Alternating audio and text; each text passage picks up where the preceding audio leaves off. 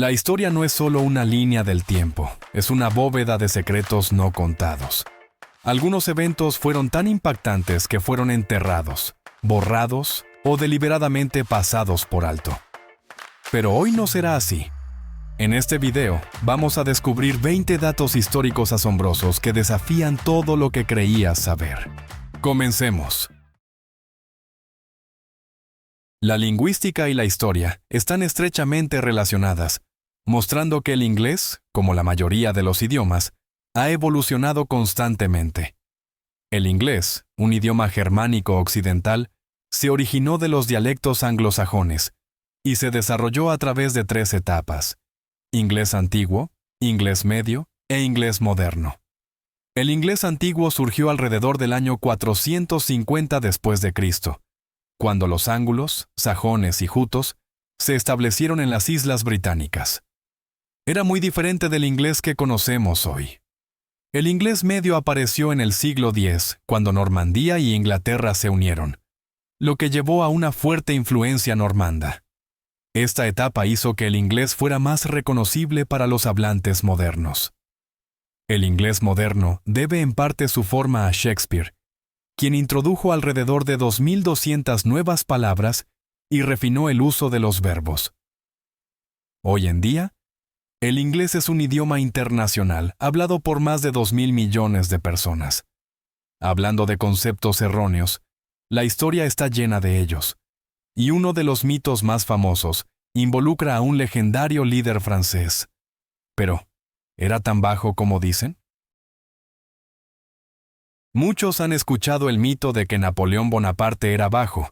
En realidad, este es uno de los conceptos erróneos más comunes sobre el líder francés. Pero, ¿de dónde se originó este rumor? En los países de habla inglesa, se pensaba que Napoleón era bajo debido a la confusión entre las unidades de medida francesas e inglesas.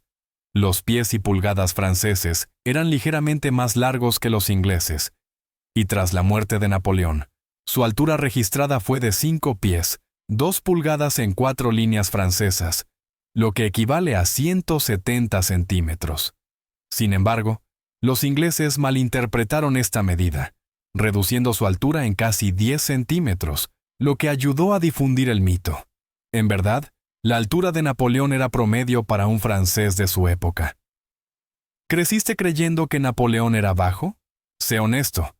¿Qué tan sorprendido estás ahora? Comenta y hablemos. Los libros de historia solo cuentan la mitad de la historia. Tomemos la Gran Muralla China, por ejemplo. Todos la conocemos como una barrera defensiva, pero ¿y si te dijera que tenía un propósito secreto del que la mayoría de la gente nunca escucha hablar?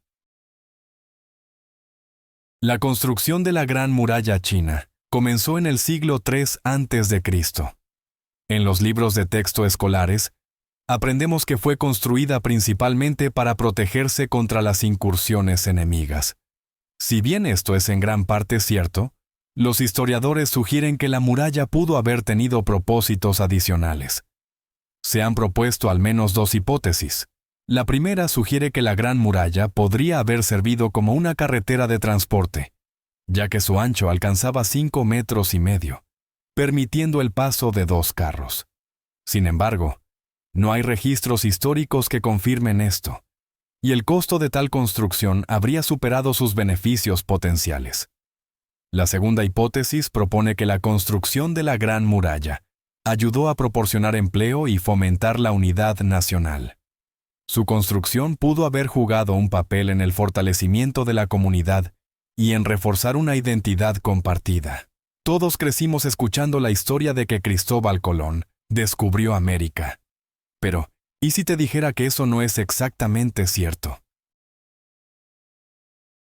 Cristóbal Colón fue un hábil navegante, pero calculó mal su ruta y descubrió un nuevo continente en lugar de India. Para cuando zarpó, ya había viajado a África, Inglaterra, Islandia e Irlanda. Creía que navegar hacia el oeste lo llevaría a Asia, asumiendo que la Tierra era más pequeña de lo que es. El 3 de agosto de 1492, Colón partió con 90 miembros de la tripulación en 3 barcos: Pinta, Niña y Santa María. confiado en su rumbo. En lugar de eso, llegó a las Bahamas y a Haití, confundiéndolos con India. Se refería a los pueblos locales como indios, un término que más tarde se usó ampliamente para describir a los pueblos indígenas de las Américas. En viajes posteriores, continuó buscando India, pero en su lugar exploró América Central y del Sur.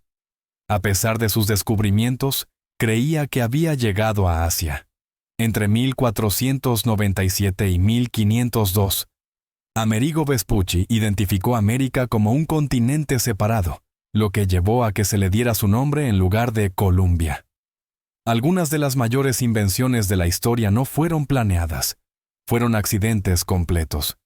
Y una de ellas probablemente está sentada en tu cocina ahora mismo. Antes de continuar, tengo una solicitud especial de 10 segundos para todos ustedes que están escuchando. Si pueden ayudarme de alguna manera, solo activen la campanita de notificaciones y presionen el botón de suscripción. Ayuda mucho a este canal. Y si lo hacen, haré todo lo posible para mejorar este programa para ustedes. ¿Trato? El horno de microondas es una parte clave de las cocinas modernas, ahorrando tiempo en recalentar, descongelar y cocinar.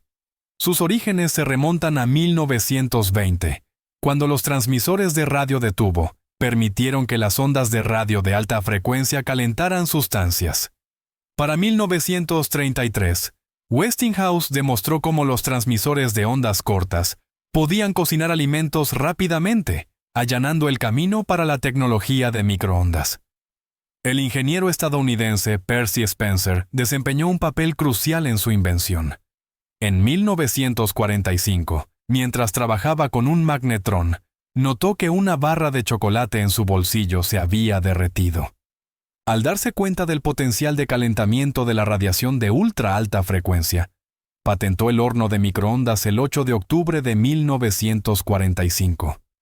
2 años después, Raytheon presentó el primer horno de microondas, Radarange, para uso militar. Para 1949, comenzó la producción en masa, pero la unidad de $3,000 era demasiado grande y poderosa para los hogares. En 1955, Tappan lanzó el primer microondas para el hogar, enfrentando inicialmente baja demanda. Hoy en día, es un electrodoméstico esencial en todo el mundo. Las civilizaciones antiguas tenían tecnología tan avanzada que parte de ella aún funciona hoy. Y los romanos pueden haber construido una de las maravillas de ingeniería más impresionantes de todos los tiempos. Los acueductos fueron un gran logro de la antigua Roma, permitiendo que los sistemas de suministro de agua y alcantarillado funcionaran. El primero se construyó en el año 312 a.C., y su conveniencia llevó a una construcción generalizada. La mayoría eran subterráneos, pero los ingenieros construyeron puentes de arcos sobre el suelo cuando era necesario, reforzándolos con arcos en niveles para mayor estabilidad.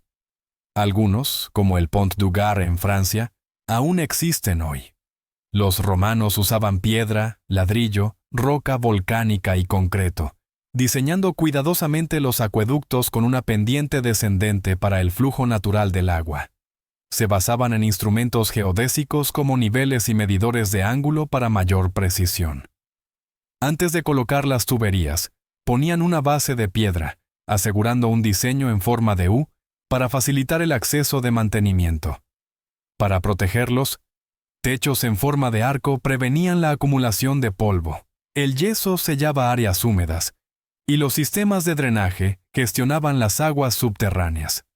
A pesar de tener más de 2.300 años, muchos acueductos romanos siguen intactos y podrían funcionar durante miles de años más. Hollywood ha moldeado nuestra idea de los vikingos como guerreros sedientos de batalla con cascos con cuernos. Pero, ¿y si te dijera que eso no se acerca a la verdad? La imagen común de un vikingo, un guerrero escandinavo con un casco con cuernos empuñando hachas, es un estereotipo. En realidad, los vikingos eran navegantes desde el siglo VIII hasta el XI, conocidos por sus largos viajes. Fueron los primeros europeos en llegar a América, estableciendo asentamientos en lo que hoy es Canadá. Contrario a la creencia popular, los vikingos usaban cascos sencillos sin cuernos. Este concepto erróneo surgió de la ópera de Wagner, El Anillo de los Nibelungos. En 1876. Otro mito sugiere que tenían múltiples parejas, pero la evidencia muestra que eran leales a sus cónyuges y a menudo viajaban con sus familias. Lejos de ser salvajes sin educación, los vikingos tenían habilidades artísticas, participando en pintura, tallado en madera y estampado de metales. Podrías pensar que sabes lo que representa la Estatua de la Libertad, pero su propósito original podría sorprenderte. A veces, la Estatua de la Libertad se asocia incorrectamente con la inmigración. El 28 de octubre de 1886, durante su gran inauguración, miles se reunieron mientras el presidente de Estados Unidos, Grover Cleveland, daba un discurso que no mencionaba a los inmigrantes. La estatua fue un regalo de Francia, y su escultor, Frédéric Auguste Bartholdi, la vio como un símbolo de libertad, igualdad y amistad franco-americana. Pero, ¿por qué esta famosa escultura está vinculada a la inmigración? Esta asociación proviene del soneto El Nuevo Coloso, de la poeta estadounidense Emma Lazarus. En él, retrató la estatua como un faro de esperanza para los refugiados que buscaban un nuevo hogar en América. Hay otros mitos sobre la Estatua de la Libertad, que podría explorar en futuros videos. Imagina vivir en una época en la que el verano apenas existía. Las cosechas fallaban y hasta los pájaros se congelaban en pleno vuelo. Este periodo escalofriante en la historia fue tan extremo que cambió el mundo para siempre. La pequeña edad de hielo fue un periodo de enfriamiento fuerte que duró desde 1330 hasta 1850. A diferencia de las antiguas edades de hielo, esta fue experimentada por personas en la Edad Media, cambiando drásticamente sus vidas. Los países europeos sufrieron más, soportando inviernos severos y veranos inusualmente fríos. En el siglo XVII, las heladas incluso afectaron en julio y agosto, lo que llevó a malas cosechas y hambruna. Muchos animales perecieron, y en algunas regiones se reportó que los pájaros se congelaban en pleno vuelo. Se desconoce el número exacto de víctimas humanas. Las pinturas de esa época brindan una visión de las condiciones que enfrentaban las personas. Los artistas a menudo representaban las luchas invernales, como Rompiendo el hielo, de George Morland, que muestra a una familia recolectando agua de un reservorio congelado. Los científicos sugieren que la pequeña edad de hielo fue resultado de una desaceleración de la corriente del Golfo, un aumento en la actividad volcánica y una disminución de la actividad solar. Hoy enfrentamos el fenómeno opuesto, el calentamiento global, que, al igual que la pequeña edad de hielo, puede tener consecuencias significativas para nuestro planeta y la humanidad. ¿Cuál de estos oscuros hechos históricos te sorprendió más? ¿O conoces algún evento perturbador que no se cubrió en este video? Déjalo en los comentarios, leo cada uno. Una plaga que no causó tos ni fiebre, sino que obligó a las personas a bailar hasta colapsar. Suena como algo de una película de terror, pero esto sucedió. La plaga de baile de 1518 en Estrasburgo sigue siendo una de las epidemias más extrañas de la historia. Comenzó cuando Madame Trofea empezó a bailar en la calle, pronto unida por otros. Dentro de una semana, más de 1000 personas estaban bailando sin parar, colapsando por agotamiento pero reanudando después de descansar. Las autoridades intentaron tratarlos proporcionando un salón municipal y una orquesta, pero esto no funcionó. Luego intentaron una práctica médica común de la época, que también resultó ineficaz. Finalmente, sacaron a los bailarines de la ciudad, poniendo fin a la epidemia. Brotes similares ocurrieron en el siglo XIV en Francia, en el XV en Bélgica y en el XIX en Madagascar. Los científicos especulan que la causa podría haber sido envenenamiento por cornezuelo, una sustancia natural que afecta a los cereales. Pensarías que una guerra entre humanos y aves sería una victoria fácil para nosotros, ¿verdad?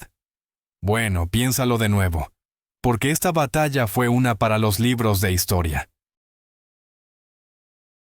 Después de la Primera Guerra Mundial, a 5.000 soldados australianos se les dio tierra en el oeste, pero sus cultivos pronto fueron destruidos por una invasión masiva de emus. Alrededor de 20.000 aves pisotearon campos, rompieron cercas y agotaron los suministros de agua, amenazando a los agricultores con el hambre. En 1932, las autoridades lanzaron la Gran Guerra de los Emus para contraatacar. Equipados con recursos militares, los soldados establecieron emboscadas, pero los emus, rápidos y astutos en bandadas, escaparon fácilmente. A pesar de los esfuerzos, solo alrededor de 1.000 aves fueron capturadas en un encuentro. Al darse cuenta de que el esfuerzo era ineficaz, el gobierno se retiró, dejando a los agricultores manejar el problema. Este conflicto inusual demostró que incluso las aves pueden ser más astutas que los humanos.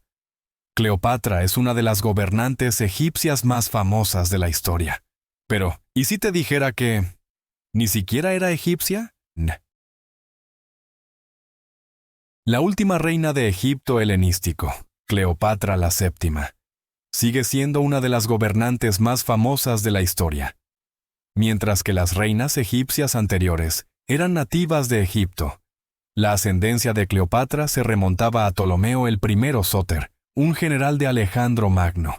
En el año 325 a.C., fue recompensado con el gobierno de Egipto, fundando la dinastía ptolemaica, que gobernó durante 275 años.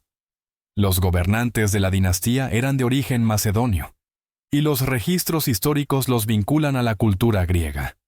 A pesar de esto, Cleopatra se identificaba fuertemente con Egipto. Fue la primera en su dinastía en aprender el idioma egipcio y adoptar la vestimenta tradicional usada por las reinas egipcias. Damos por sentado nuestro calendario, pero cuando el mundo cambió al calendario gregoriano, la gente estaba tan indignada que se amotinó en las calles. El calendario gregoriano fue introducido el 15 de octubre de 1582 por el Papa Gregorio el XIII, reemplazando el calendario juliano. Ahora se usa en la mayoría de los países.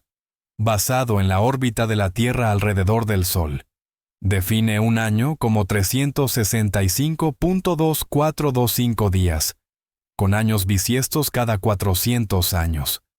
En su introducción, difería del calendario juliano en 10 días, una brecha que aumenta en 3 días cada 400 años, debido a diferentes reglas de años bisiestos. Su adopción enfrentó resistencia, incluyendo debates entre académicos. A pesar de las preocupaciones iniciales, España, Portugal, Italia, el Gran Ducado de Lituania y el Reino de Polonia fueron los primeros en implementarlo. Arabia Saudita fue el último en adoptarlo en 2016. Si has llegado hasta aquí, claramente estás tan fascinado por el lado oscuro de la historia como yo. Presiona ese botón de me gusta para apoyar más investigaciones profundas sobre lo olvidado y lo prohibido. El primer presidente de América a menudo es retratado como un símbolo de fuerza, pero detrás de su poderosa imagen había un secreto doloroso, y tenía todo que ver con sus dientes. George Washington, el primer presidente de Estados Unidos, es conocido como una figura fundadora, pero pocos conocen sus problemas dentales. A los 20 años, sus dientes comenzaron a caerse por razones desconocidas. Para su inauguración en 1789, solo le quedaba un diente. Para mejorar su apariencia, recurrió al doctor John Greenwood, quien le hizo dentaduras personalizadas. Contrario al mito, sus dentaduras no eran de madera, ya que la madera se deterioraría rápidamente. En su lugar, estaban hechas de materiales como marfil y otras fuentes animales, unidas por una placa de oro. Greenwood fabricó 4 juegos para Washington, permitiéndole hablar claramente en público. Copias de sus dentaduras ahora se exhiben en museos en Baltimore y Nueva York. Imagina un lugar lleno de todo el conocimiento perdido del mundo antiguo. Ahora, imagina que desaparece para siempre en una tragedia misteriosa que los historiadores aún debaten hoy. En el año 295 a.C., Ptolomeo I construyó un centro de investigación en Alejandría. Su consejero, Demetrio de Falero, sugirió recopilar libros para atraer a eruditos. El plan funcionó, trayendo pensadores como Platón y Zenódoto de Éfeso. Zenódoto, el primer bibliotecario, utilizó fondos del tesoro para adquirir 5,000 libros raros. La biblioteca creció a medida que los barcos que entraban a Alejandría eran registrados en busca de manuscritos. Se mantenían los originales y se devolvían las copias. Con alrededor de 1,000,000 de manuscritos, se convirtió en la biblioteca más grande del mundo, preservando obras griegas, judías, egipcias y babilónicas. También albergaba laboratorios, una escuela de medicina y la primera traducción griega del Antiguo Testamento, convirtiéndola en un centro científico clave. En el año 48 a.C., durante la participación de Julio César en la guerra de Cleopatra contra Ptolomeo el XIII, un incendio destruyó muchos libros. Posteriores intentos de restaurarla fracasaron cuando Alejandría se convirtió en provincia romana. La causa exacta de su destrucción final sigue siendo incierta, con teorías que incluyen daños durante conflictos posteriores, órdenes de autoridades gobernantes o la reubicación de libros a Constantinopla. Con su pérdida, gran parte del conocimiento antiguo desapareció para siempre. Está en las hamburguesas, papas fritas y hot dogs en todas partes, pero ¿sabías que el ketchup no se hacía originalmente de tomates? Sus versiones tempranas podrían sorprenderte. El ketchup es la salsa de tomate más popular del mundo, pero originalmente no contenía tomates. Sus orígenes se remontan a China, donde se usaba una salsa similar a base de pescado llamada ketchup. A principios del siglo XVIII, comerciantes británicos la llevaron a casa y la receta evolucionó con ingredientes como champiñones, nueces, frutas y ostras. El ketchup de tomate apareció por primera vez en 1876, introducido por la marca estadounidense Heinz. Dado que el producto era desconocido, Heinz utilizó botellas de vidrio transparentes para generar confianza. Con el tiempo, el ketchup ganó popularidad en Estados Unidos y eventualmente en todo el mundo. Es uno de los monumentos más icónicos de América, pero su historia no es tan clara como podrías pensar. La historia detrás del Monte Rushmore es mucho más complicada. El Monte Rushmore se hizo famoso después de que el escultor Gutzon Borglum comenzara a tallar las caras de 4 presidentes de Estados Unidos en su granito en 1927. Pocos saben que una vez fue sagrado para las tribus nativas americanas y se llamaba Tassila Sacpepaja, que significa montaña de 6 abuelos, en Lakota. Se creía que albergaba los espíritus de los ancestros Lakota, Cheyennes y Arapaos. La historia del área cambió con la llegada de los colonos. En 1884, el abogado de Nueva York, Charles Rushmore, visitó las Colinas Negras mientras buscaba un sitio minero. Más tarde ayudó a financiar el monumento, lo que llevó a que la montaña se nombrara en su honor. Aunque ahora es un famoso monumento, su historia refleja la importancia cultural que alguna vez tuvo para las tribus nativas americanas. La vida de un pirata puede parecer aventurera y glamorosa en las películas, pero en realidad estaba llena de enfermedades, dificultades y algunas tácticas de supervivencia bastante desagradables. La vida real de los piratas estaba lejos de lo que se muestra en las películas. En Piratas del Caribe, los barcos bucaneros parecen grandiosos, llenos de comida, bebida y entretenimiento. En realidad, los piratas a menudo navegaban en barcos pequeños y viejos con malas condiciones sanitarias. Transportaban animales vivos a bordo, lo que conducía a enfermedades, y utilizaban un área designada en la proa del barco para fines de higiene.